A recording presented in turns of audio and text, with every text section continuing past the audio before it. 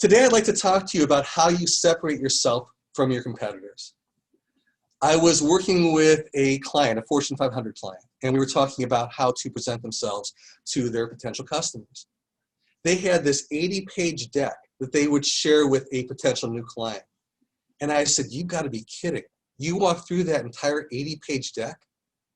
And they said, "Yes, how else would they know who we are?"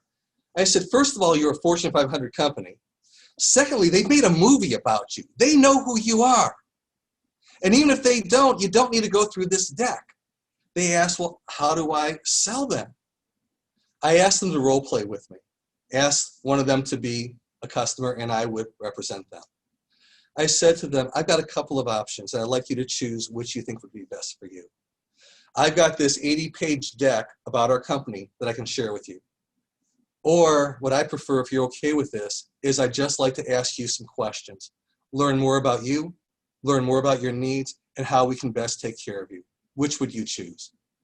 You know what answer they gave. Of course, "Let me tell you about me." And I threw their 80-page binder in the trash can.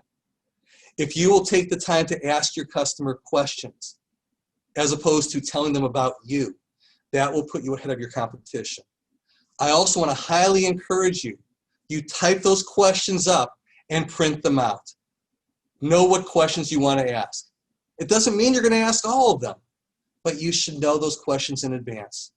That way you aren't thinking about what you're going to ask. When your customer is talking, you can just fully listen to them. If you focus on asking questions as opposed to talking about yourself, you can separate yourself from your competitors.